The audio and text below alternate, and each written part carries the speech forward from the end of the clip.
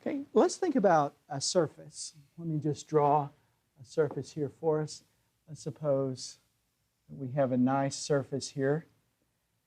And on this surface is some curve meandering around.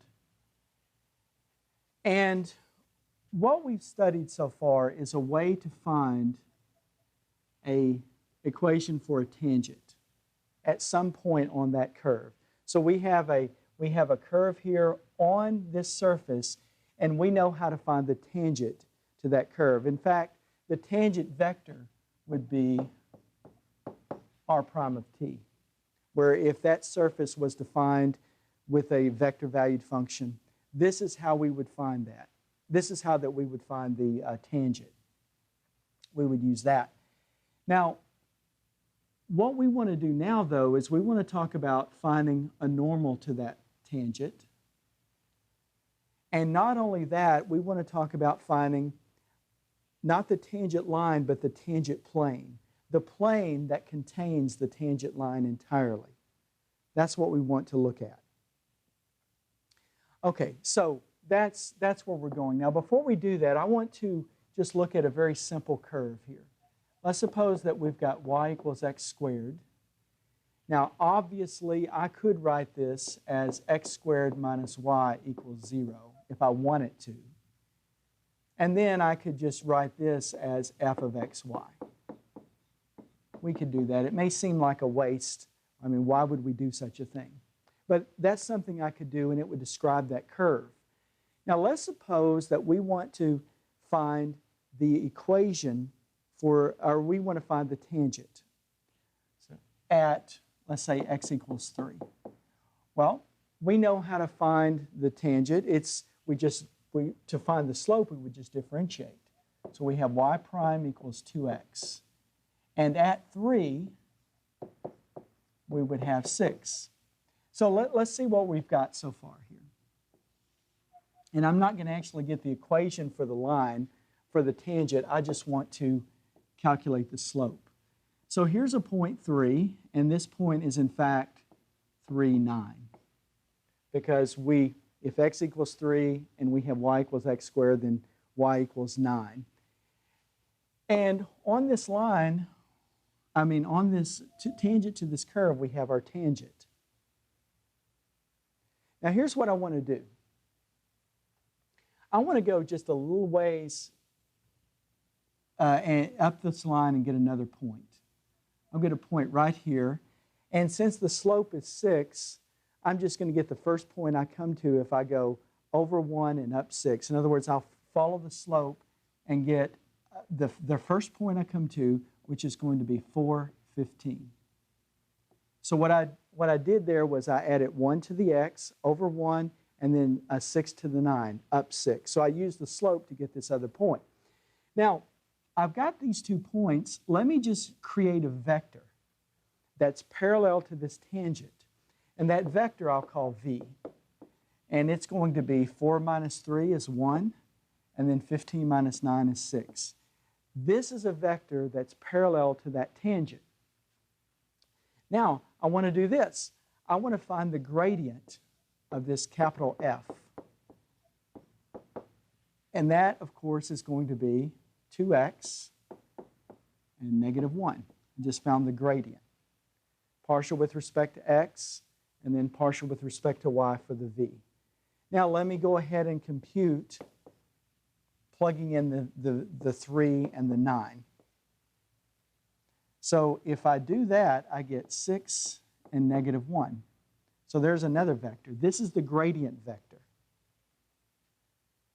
Now, I'm going to dot product the gradient vector with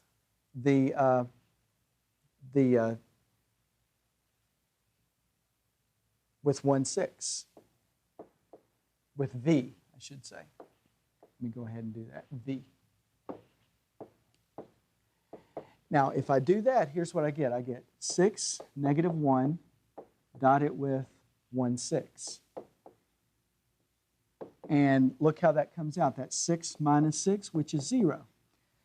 Now, when you have a dot product, equaling 0, then you have two vectors that are orthogonal to each other.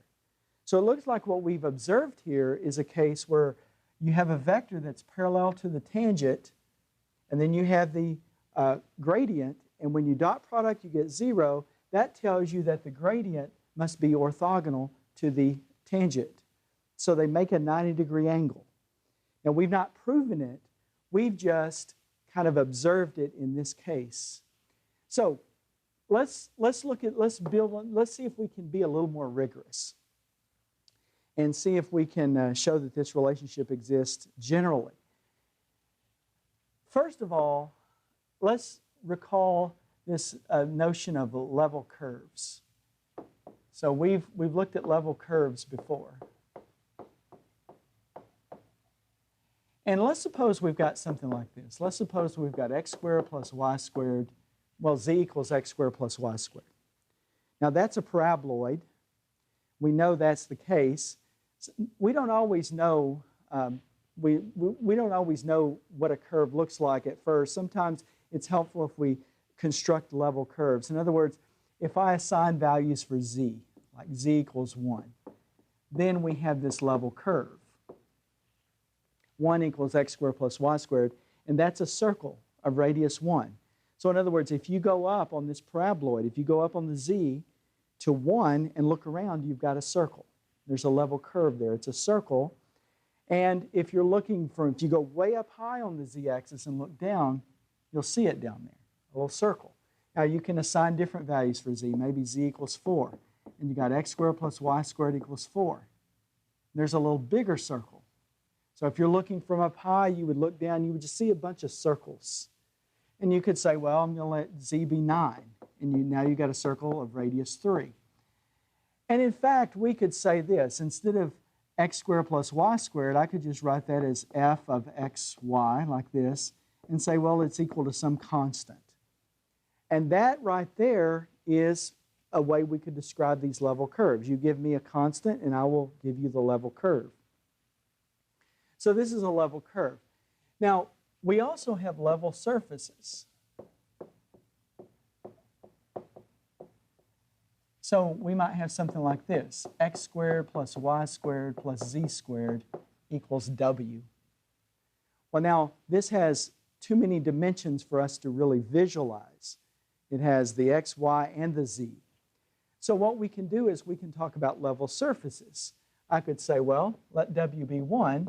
And you got x squared plus y squared plus z squared equals 1. And of course, that's a sphere of radius 1. We could do let w be 4. And now we've got x squared plus y squared plus z squared equals 4, so, a sphere of radius 2, and so forth. Or we could just say f of x, y, z equals some constant. And that would be, we could think of that as a level surface. In other words, something of that form would be a level surface. Okay, so let's think about these level surfaces. Let's think about level surfaces. And in fact, let's just look at a level surface here. And so let's suppose this is a level surface. And on that surface is a curve. Okay, so this is a level surface, and on this surface is a curve modeled by this vector valued function, where it's got x as a function of t, y as a function of t, and z as a function of t. Okay? Now, what I want to do is, if this curve is entirely on this function, then I could write this f as x of t, y of t, and z of t. So there's no problem with that, because this x, this y, and this z, they're on this curve, or this surface. So this represents the surface along that curve. Now here's what I want to do. I want to differentiate this. I want to find this. I want to find the partial of f with respect to t. That's what I want to do. So the partial of f with respect to t. Well, this is going to be the partial of f with respect to x times, well, just x prime of t. Let's just do that. And then this would be, the next one would be partial of f with respect to y.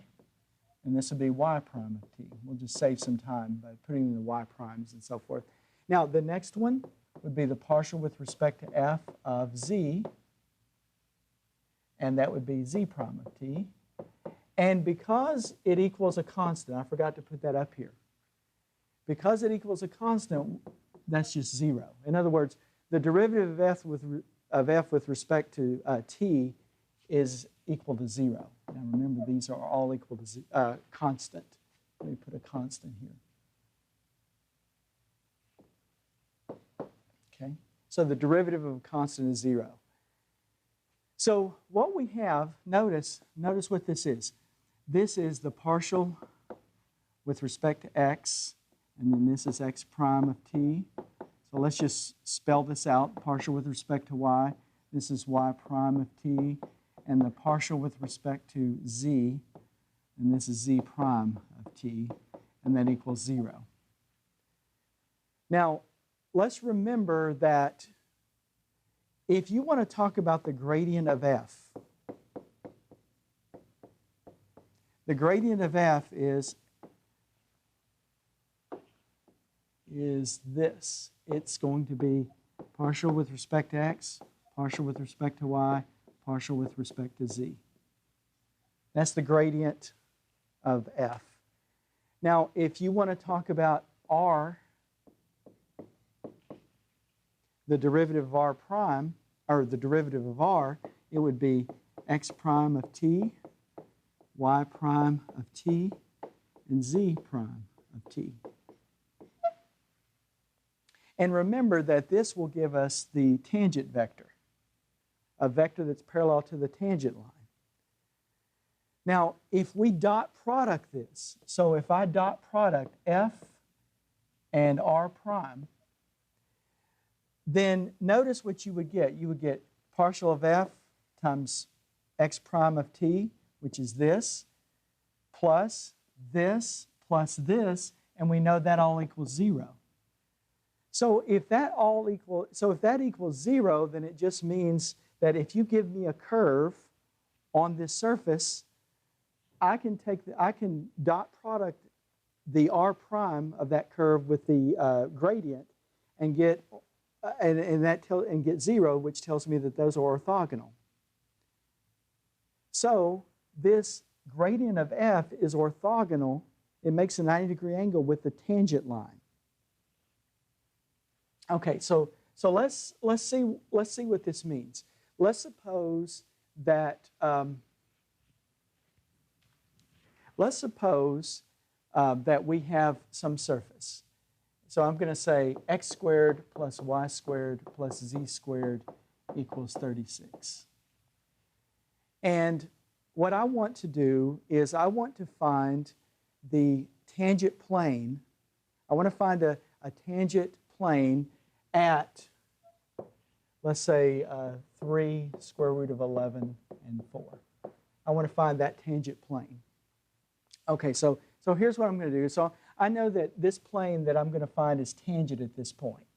And I know also that there's a tangent line there. So here's what I'm going to do. I'm going to, first of all, rewrite this thing. I'm going to rewrite it this way. I'll say, okay, x squared plus y squared plus z squared minus 36 equals 0. Now you can see I have this form of a level surface. So this is a level surface here, and I'm going to now talk about the gradient. So here's what I've got. I've got x, y, z is equal to x squared plus y squared plus z squared minus 36. And of course that equals 0. Now I can talk about the gradient. So let's see what the gradient looks like. It's 2x, 2y, 2z. We don't have to worry about the 36, it's a constant. There's the gradient, and now I want to find the gradient at this particular point. So here it goes. This is 3 square root of 11 and 4. So that's going to be 6, 2 square roots of 11, and then 8. That's my gradient. Okay, now, if that's my gradient, all I need now is a vector parallel to the tangent. Now, I know this line, I know this point is on that tangent. So let's just pick any other value on that line. I'll call it x, y, and z. If we do that, then we have a vector that's going to be x minus 3, y minus the square root of 11, and z minus 4. So I just picked any point on that line, and I can come up with a vector that's parallel to that line this way. So now I have my vector. Now let's look at the gradient, or let's look at the dot product. So I'm going to take the dot product of my gradient vector at 3 square root of 11 and 4. I'm going to take the dot product of that with this thing, x minus 3, y minus the square root of 11, and z minus 4. I'll just do that dot product.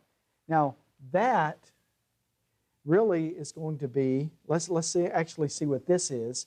This is 6, 2 square roots of 11, and 8, dotted with this thing, x minus 3, y minus square root of 11, and z minus 4. Now we know this dot product is going to equal 0. We've already established that. But if we work it out here, we've got 6 times x minus 3